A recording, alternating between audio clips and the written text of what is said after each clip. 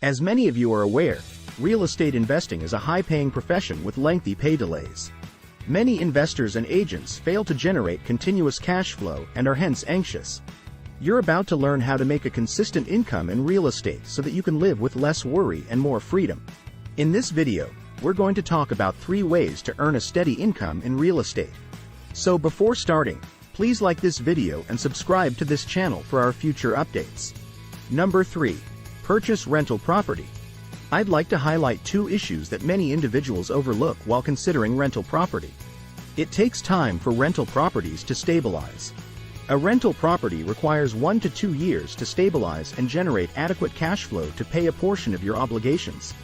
People make the mistake of believing that once they own a rental property, they will have a continuous revenue stream. This is not true, regardless of your level of experience. This is due to a couple of factors. You're attempting to accumulate reserves.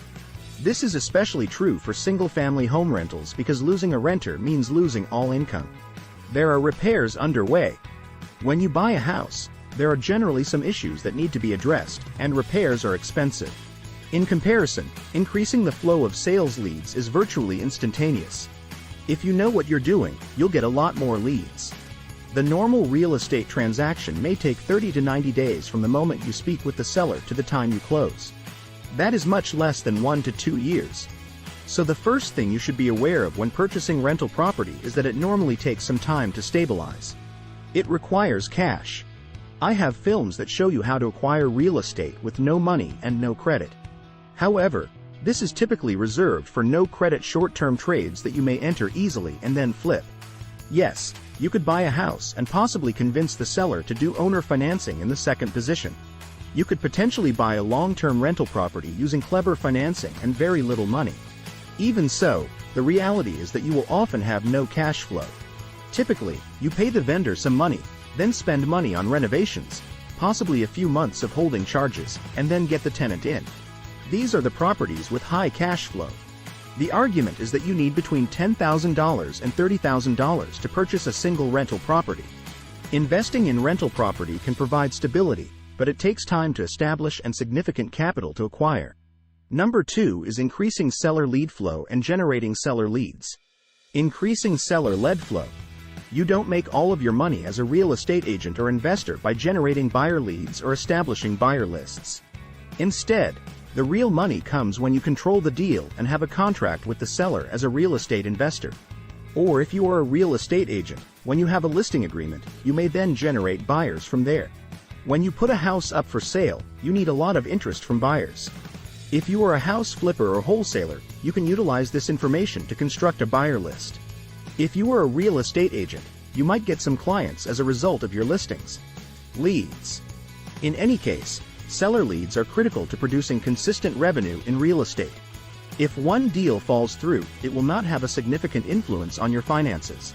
It alleviates tension because you are not at the mercy of every single deal you are attempting to close. Increasing the number of active deals increases consistency. Generating seller leads. This is not as simple as it appears. In fact, creating sales leads is a primary focus of our organization's research and development. We devote a significant amount of time to testing and split testing because changes are constant. One example is Facebook, which is facing many of its goals. This is because they were leaving Cambridge Analytica, with whom they had fallen out. This is about to affect a lot of investors and real estate brokers that use Facebook marketing. We'll be in terrific shape because we've been working on this topic non-stop for the previous few months and have been testing out various audiences.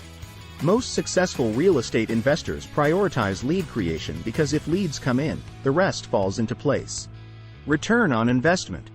It's much cheaper to improve seller lead flow and make deals than it is to buy rental property to generate some cash flow. Lead flow costs between $50 and $200 per lead. Furthermore, when we talk about rental property, we're talking about what's known as a return on investment.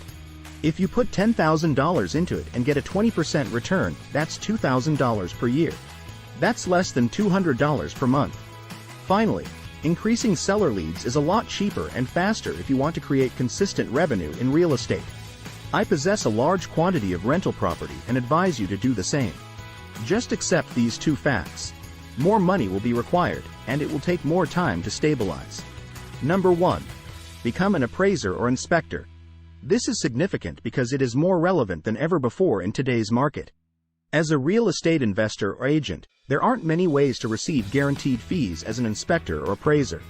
If you are interested in becoming an inspector or appraiser, you should look into it. At the time, you were younger. You are changing careers to real estate. Inspectors. Inspectors are handsomely compensated, and although there are inspectors, they are a disappearing breed. When I was a senior in college, I worked as a waiter at a country club. But the builder was one of the members that came in on a regular basis. He was a successful luxury home developer who would wine and dine other club members to raise funds for his building projects. I had a property that I was having examined after I began investing in real estate. I proceeded to meet the inspector when I arrived at the property. I didn't recognize him at first, but then I realized he was Bob, the builder, preparing to crawl up beneath the crawl space and inspect the house. I asked him what he was doing examining properties, thinking that maybe business was poor for him. He told me that the luxury home market was flourishing and that he had been a home inspector for 25 years because it was easy money. While his employees were building the residences, he could complete an inspection in about an hour and a half. When he had some free time, he would go out and pick up some inspection deals. It's quick, simple, and secure. Appraisers. Most states have a 3-tier licensing system in place for real estate appraisers, with each step requiring education and verified training hours. Licensed residential, certified residential, or certified general. For information on your state's current license standards, visit the website of your state appraisal board. In general, appraisers must complete 75 hours of education, basic appraisal principles, basic appraisal procedures, and the 15-hour National USP-AAP course before taking the initial licensing exam. They must also complete 2,500 hours of experience and another 75 hours of coursework. At the higher levels of license, completion of a college-level education, for example, a bachelor's degree, is necessary. Appraisers are a disappearing breed as well. Believe it or not, there are now very few appraisers available. Finding an appraiser who isn't a month or two behind is the most challenging component of closing a real estate sale quickly right now. This is a substantial earning opportunity. I was conversing with the head of a large state's Department of Transportation. He was saying that for every 500 engineers he can locate to assist engineers on a new road, he can engage one appraiser. Having appraisers on staff is one of the keys to their success. When the Department of Transportation expands a road or builds a new roadway, it must purchase real estate from private landowners and have appraisers confirm that they are paying market value for that land. What's fantastic about this is that understanding what a home can appraise for is one of the most critical abilities you can have as a real estate investor or agent. How will appraiser skills benefit you as a real estate professional, even if you boost lead flow and invest in rental property? Conclusion. The real estate industry features both large paydays and substantial pay delays. Another issue is that if your lead flow isn't fully ramped up, there will be times when you don't have much going on. Guarantee fees might be extremely beneficial at these times. What do you think of our video? Let me know in the comment section below. If you enjoyed this video and want to hear from me again, be sure to hit the subscribe button before you go. Thanks for watching.